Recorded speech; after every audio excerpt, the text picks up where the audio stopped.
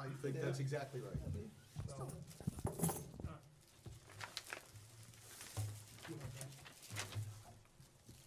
the dollar waiting on a dime down there. Chris made this one, I knew it was my fault, I definitely did. we were getting Chris, to just, start. you know We're what, gonna call a meeting to maybe order. waiting We on a have nickel, quorum. because a nickel is more important than a dime right now. Kathy was ready to start recording. You got it. We do have the quorum, I'm sorry to everybody. Are you guys You ready? guys have been. We're ready. Okay. I'm gonna Kathy, call this utility committee to order. If you'd stand for the pledge. Tim, will you lead us, please? Sure. I pledge allegiance to the flag of the United States of America and to the republic for which it stands, one nation, under God, indivisible, with liberty and justice for all. Kathy, would you do roll, please?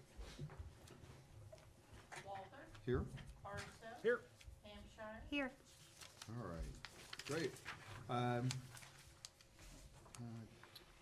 Let's start with the unmetered sewer rate. Right, so the unmetered sewer rate is something that I just, learned about. An unmetered sewer rate is something that gets used when they don't have a water service. So usually we have a water service, put the water meter in, that's what we use to build sewer.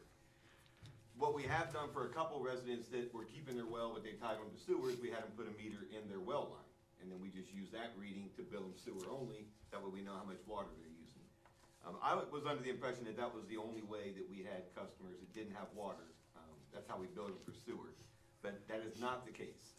Everybody in the Oaks that got hooked up to sewer after the project came through, there's a few in the Oaks that were before, and they have a meter in their well line, but there's 30 accounts when the project came through that were all set up as a flat rate. I did the math from the 2009 ordinance, it's 7,000 gallons. No matter what they use, that's what they're gonna pay because they don't have a meter. That flat rate never made it into the next rate change ordinance. So in 2012, Mr. Coy came through with a rate increase request, but that got dropped. It did not get re-included on that ordinance. So it never made it back into the codified ordinances. So when we did our rate increase just a few years ago, that also was not brought up then either because I didn't know about it. So there have been 5 rate increases that have come through that has not applied to this flat rate. And our system is still billing them what they established in 2009. So that also does not include CIP. CIP came after the 2009 flat rate as well. So to bump them up to 7,000 gallons of now sewer rates is $62.44 a month when they're used to paying $33.75, and to add, if it's 7,000 gallons, to add 7,000 gallons worth of CIP fees is another $21 on top of that. So it seems like a dilemma that I'm trying to figure out what the appropriate actions are to remedy this. Andy, can I just chime in?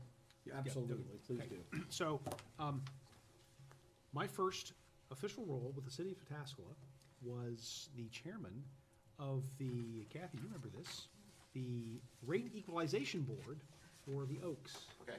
And so the Oaks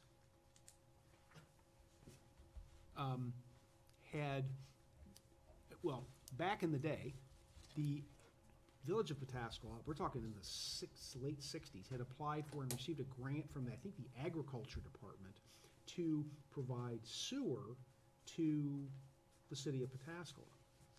And somehow, the Oaks, or not, but the village, were not included in that, even though they were in the village back then. And Kathy, you can remember the massive public records requests that the Oaks residents got.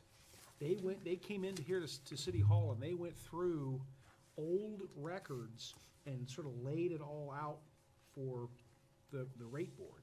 Of course, it didn't make any difference because the EPA was on them because their septic systems were leaking and it was causing all kinds of problems. So I can say, and I think very justifiably, they feel very put out and put on by the village/city because they should have gotten free. It was free. Kathy, is that correct? The the plant in the 1960s, that was at no cost to the residents or at very low cost? I think it was a low cost. Okay, but it was not, it was very affordable.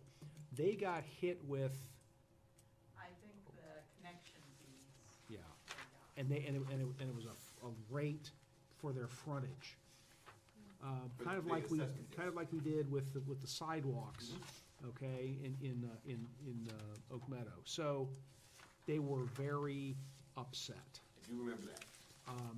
And I listened to the rate board and Mr. Schwally, we listened to all of them, and they were very well organized, and they made a great presentation.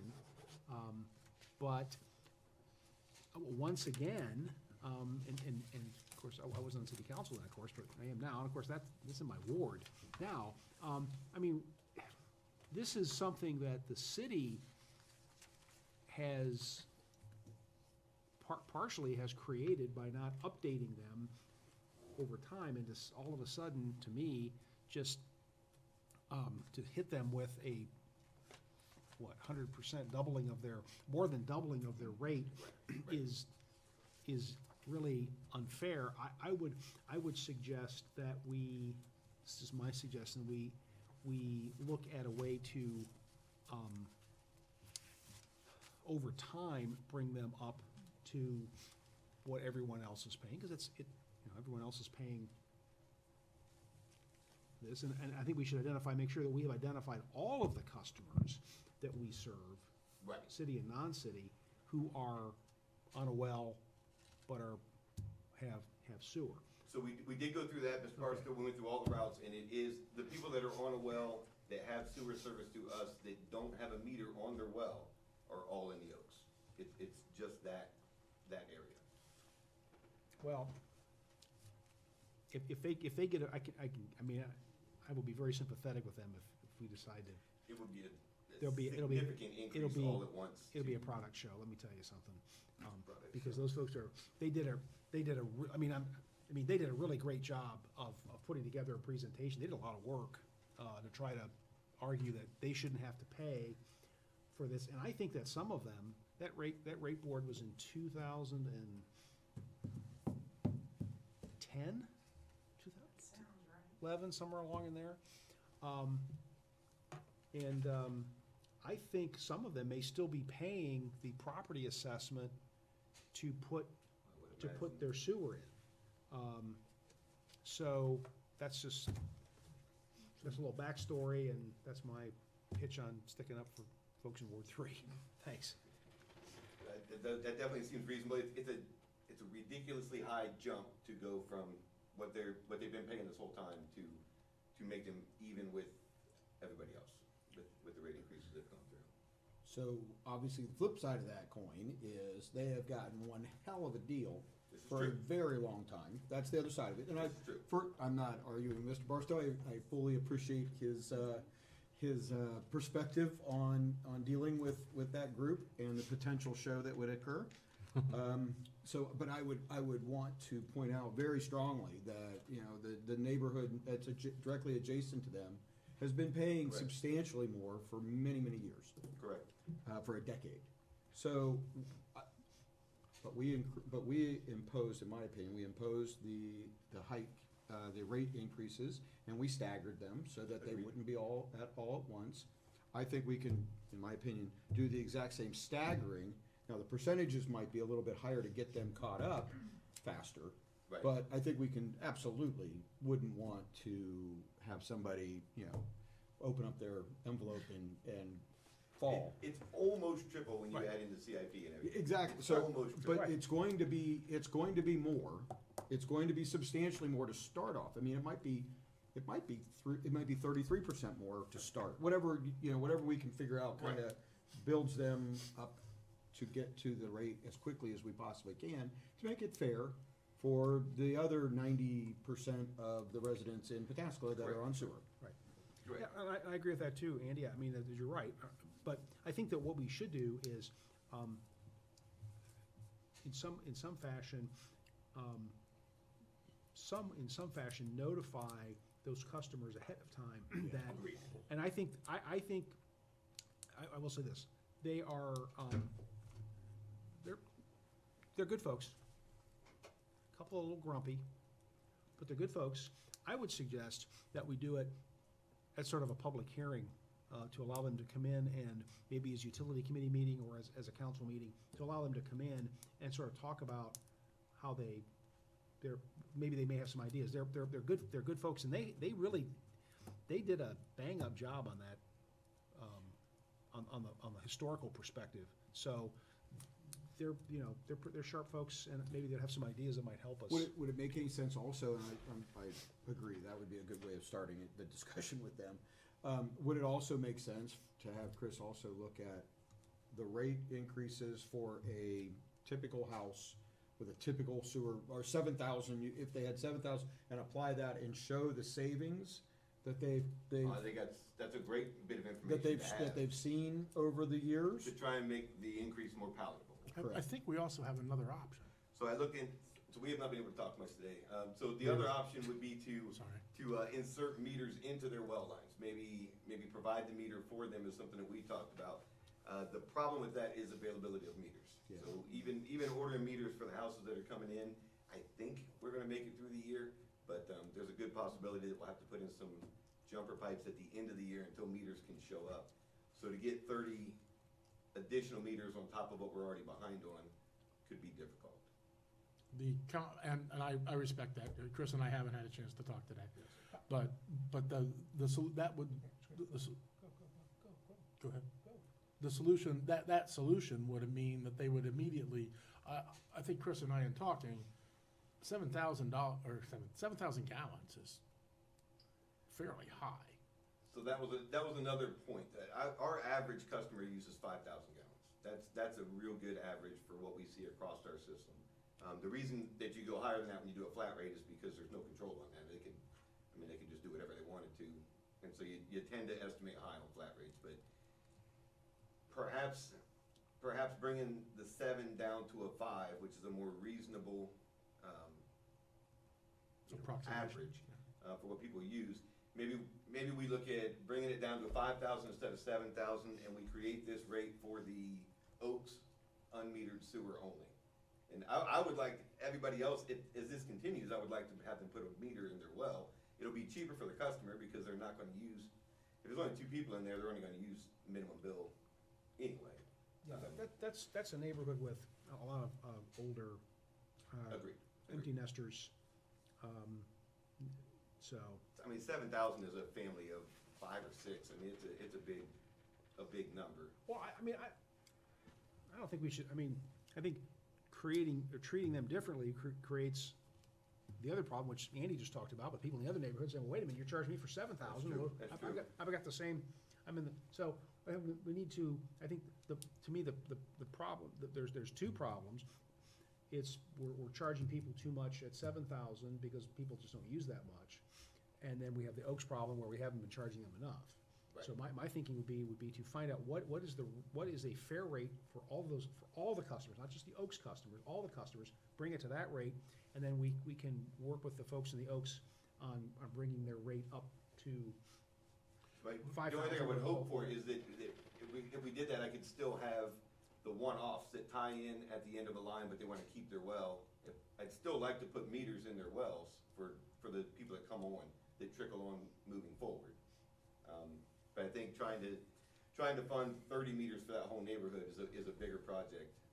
But I would still like new people to put a meter in and get an accurate reading. A new customer. Yeah. Yes, A new that's what I customer. mean, yes. Okay. Yes. And there are no other, that's what we've recently done with somebody who said, I'd like to connect to the sewer. It wasn't in the Oaks. Okay. And the answer was, we put in a meter. So if, let's say, Mr. Oak, the Oaks resident number 3, whatever, says, hey, go ahead and put a meter in mine. Right. That's fine. Does his rate immediately jump up to, The computer will do that, yes, sir. The second they come off the flat rate, the computer will put them at the same rate that everybody else has to pay. so wouldn't we at least throw that out there and say, look, here's our options for you? People like to have options. And wouldn't it be reasonable to say, here's option A, by this time next year, you'll have a meter in your septic, we won't touch your rate, until such time as we put the meter in, and then you're gonna be a metered rate, Right, period. right. Second option is you continue to be a flat rate, but our flat rate's gonna go to this. And we'll go, and I agree with Todd, let's get a Phasing is reasonable great, yes, yes. average over all of Pataskala rate. If that's 5,125, great. That's what it is.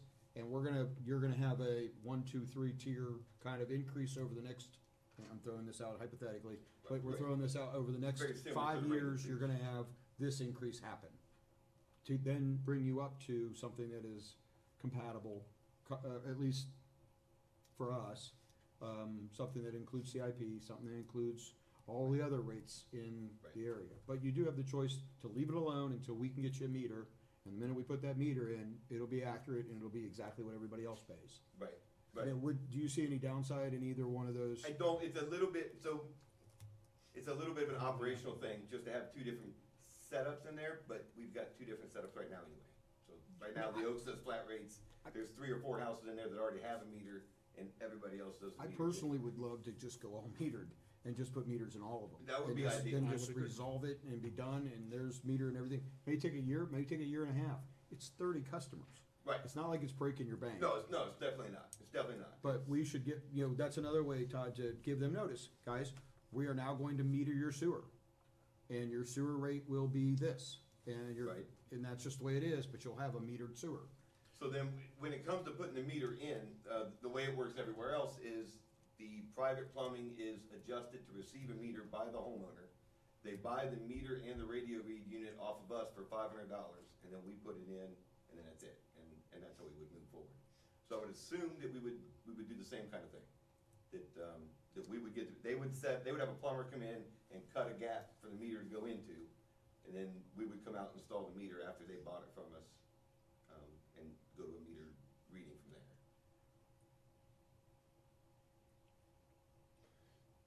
Okay, so that's more expense for them, It is. and that's gonna be a tough one to, It is. other than we're giving them notice, we're saying, look, this is gonna happen in the next 12 to 18 months. Very true, but I think exactly what Mr. Barstow just said earlier, if we were to do something different than that, then we would be treating the Oaks different than we treat everybody else in the system. Nobody gets a meter, they all gotta buy them from us at $500 for the meter and the radio read. Do you have any idea why they weren't put in when the sewer was put through? Do not ask Mr. Coy, and he said that decision was made before he got here, so I I do mean, not know. I'm just wondering if there was some negotiation that occurred. So we had thought about that, which is why I reached out to Mr. Coy, but didn't get anywhere with that. If there were, I guarantee the folks there in that neighborhood are gonna find out. They're coming to tell us. That's why I said we do a They'll come public tell hearing. They're gonna come and tell us, what happened. So, yeah, and I don't blame them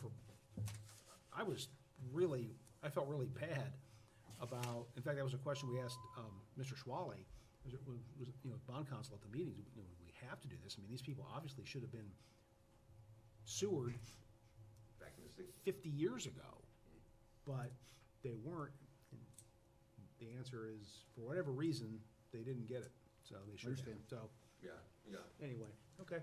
So that was my, I kind of think maybe the best actions now would be to gather all the numbers, to gather the actual average of everybody, go through again, make sure I'm not missing somebody, that kind of thing, and come back with a phased approach to the utility committee just for a concept, and then from there, maybe we schedule a couple months down the road a public hearing, and try and have this all hashed out by like the fall, maybe, Yeah. like October or something like that. And you got everybody's name and address, so you could send out Yeah, your we can send mailer everybody or a something. letter. Hey, this is the meeting's gonna be such and such, 6 So once o'clock or whenever. maybe we'll set up a utility committee for about a month from now, go over the numbers that I can hash out, and then from there, every month until whenever we decide to have the meeting, I'll send them another letter every single month and say, don't forget, this public hearing's coming up to discuss your rate, and Okay, try and get as many participants as we can.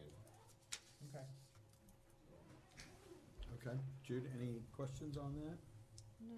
Any comments? Blast in the past. All righty. Okay, Chris, do you wanna move on to Yes, WRF? sir. So the WRF capacities come up because we are running out. So we do have a lot of development coming in. We've got some subdivisions that are lined up, and they're gonna be applying for PTIs from the EPA here soon to put in sewer systems. And the EPA has notified me that they're very vague in their description of what they will approve, but they have said they think 3 residential PTIs can come through before they're gonna stop approving them, because we are getting close to our capacity at the wastewater plant. So that is, with the amount of development that is being talked about right now, it won't take long, I think, to run through those 3 PTIs. So what we had anticipated being maybe a 7 to 10 year window before we had to upgrade the wastewater plant has sped up. I think that activities that are in local jurisdictions like Intel is definitely going to put a little bit more pressure on us sooner or later. So I just wanted to let the utility committee know that we're coming up on our capacity, and I'm trying to find some funding sources to allow us to expand the capacity at the wastewater plant to plan for future growth.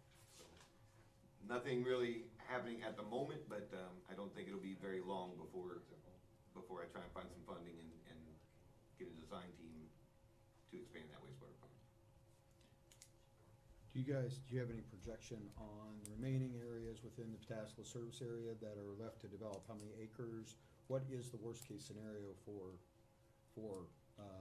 enlargement of the plant? So so what we were considering, what I'll consider for the design is the entire service area of ours in Pataskala. Correct. So if you've seen the map, everything green going up Headley Mills corridor, we'll assume that's all built out and see how big of a expansion we need. Possibly try and fund half of that at first, make it a phased approach, maybe half of full build out in one phase, and then 5, 6 years from now, if everything keeps going at this pace, try and do a second phase to accommodate what might be at the end there. Got it. Okay.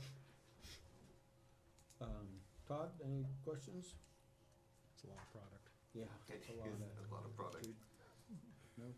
All right, anything else on that? No, sir. No, sir. When do you think you'll have some recommendations for the utility committee to look at?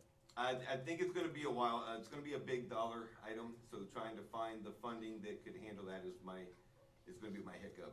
Once I think I can find maybe half of the funding, probably bring it back, but I wouldn't anticipate that being sooner than 6 months or something like that at the very earliest, just to try and go through what grants are available and see what I can get a hold of.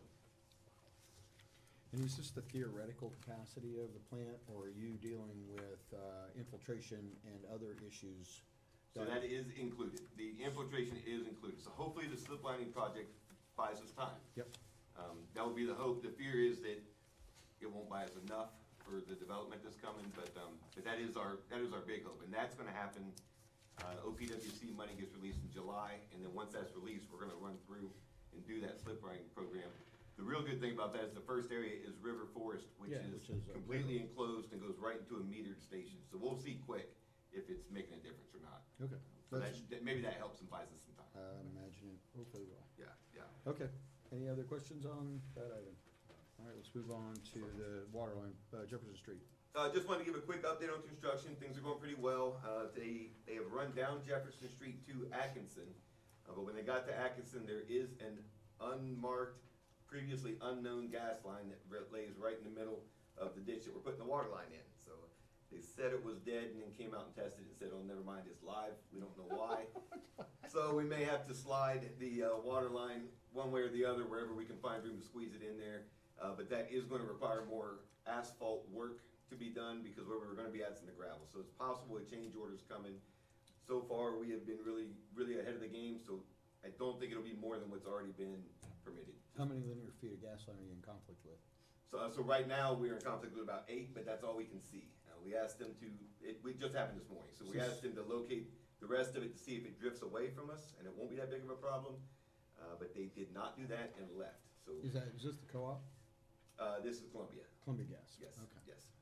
So we've called in another OOPS ticket for them. We're gonna wait 2 more days for them to come back out, and we'll call them again if they don't, but they seem to not want to mess with it. So if that's the case, we'll probably make a decision on the fly, assume it stays straight, move over and try and run. Is it in right of way or in easement? It is in the middle of the road. So it's Not in the in middle of the road, it's in the traffic lane, so it's in the right of way. Gotcha. Yes, sir. All right. So that's the Old Town. I love digging in Old Town. Never know what's gonna happen. Mhm. that's really all I have with that. Things are moving along pretty decently until we hit that little snag there, so. Okay. And, all right, any questions, committee? Yeah, thanks, Chris. Absolutely. All right, and then the 2-inch water line project. Yeah, so last thing's the 2-inch water line project. We did have, that's the 4-inch and 2-inch undersized water mains on Dennison, Poplar, and Willow in that little grid of Old Town. We did the bid opening on April 6th. Initially, it appeared that iDig Construction had the low bid, but when we went through and double-checked their math, they did not have the low bid. So Law Construction had the low bid by like $840-some. It was really close. But Law's got a really good reputation with us, and they are the ones doing the Jefferson Street Waterline project. So there is a resolution on tonight on the consent agenda to accept this bid. If it is accepted, basically what he will do is finish Jefferson Street, drive 2 blocks down the road, and start working on the 2-inch waterline area over on Dennison Poplar, and we'll have both of those taken care of this year. One thing he does want to do, if he is awarded tonight at council, he's going to use the street fair shutdown of Main Street to make those connections and run across Main Street so that we don't have to shut it down twice. So, but that's all. Did both contractors have that idea for their lack of MOT? No, both contractors did not have that idea. iDig seemed like their references had no water line projects. They had a lot of parking lot repavings and some storm line work. So I'm not sure, they may have been trying to get into the water world, but they did not have that, they did not bring that up. Okay. Any questions from the committee? Any concerns, Chris, on schedule of materials with awarding at this point in time?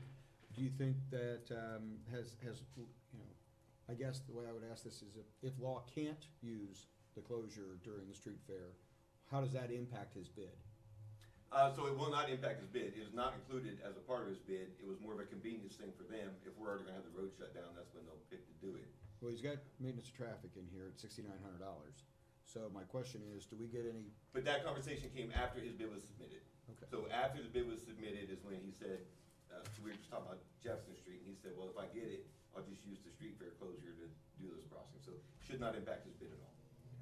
Just asking if he doesn't get a chance to do it during the street fair, he's going to have to close the road or do something different. Correct. And that means an MOT that he's going to have to put in for closing, or for at least partial closure. Correct, but he didn't have that concept until after he put in his bid. So his bid should include that MOT already. So, Okay. so if the street fair doesn't line up right, it should not raise the bid at all.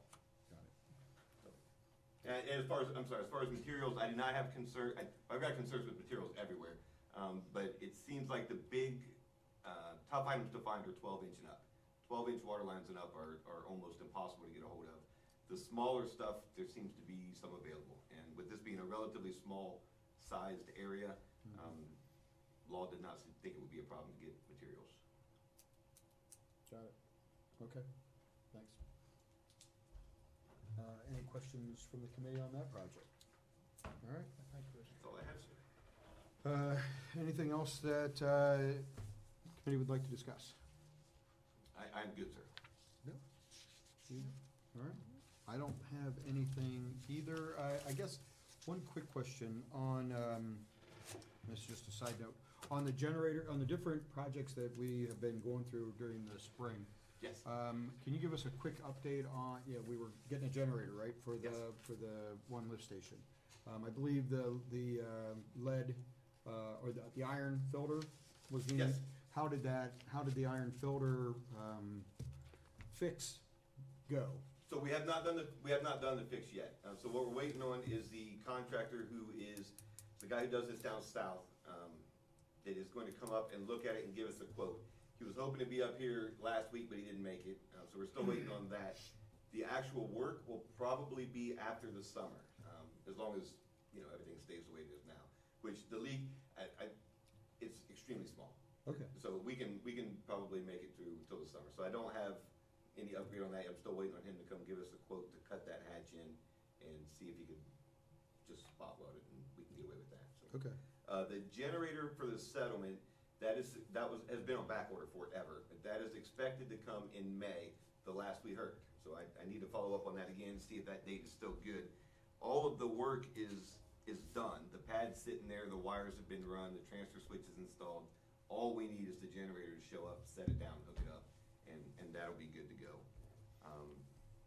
Do we have are we just using a mobile or a trailer generator if we needed to be? Yes, yeah, that's what we would use right now, yeah. So, once we get that one, we also have in the budget, and we've started the ball rolling, but it's on back order as well, but we've got, we're gonna get River Forest a permanent generator this year. Sugar Mill gets one next year, and the admin office gets one the year after that, and then every lift station will have a permanent standby generator. But for now, we've got plugs in the trailer. Okay, and the only other one I've got left in the next 6 minutes, 7 minutes is strontium. Strontium. So I have bounced all around the academic email world trying to get a hold of somebody who is interested in this. I have not reached out to OU or Northern. I still need to do that. The last thing, I did get in contact with the Water Resource Center at Ohio State and presented them the issue and haven't heard back yet. So that's been about a week ago. It seems like every time I get somebody, it's a good 2 weeks before I hear back from them. But as of the testing we did for this month to continue with the pattern, the testing we did for this month passed just fine. The testing we did for the month before did not pass, and nothing else changed. We measured a raw, we measured everything else, so it's still perplexing me, but I'm going to reach out to OU and Northern this month and hopefully hear something back from Ohio State. Okay. My least favorite problem. I'm having a very hard time getting my head wrapped around that one. Okay. Do you mind if I may ask somebody from Northern Absolutely not. That would be awesome. to see if they might be interested? That would be really good. Okay, Yeah, thank you for that.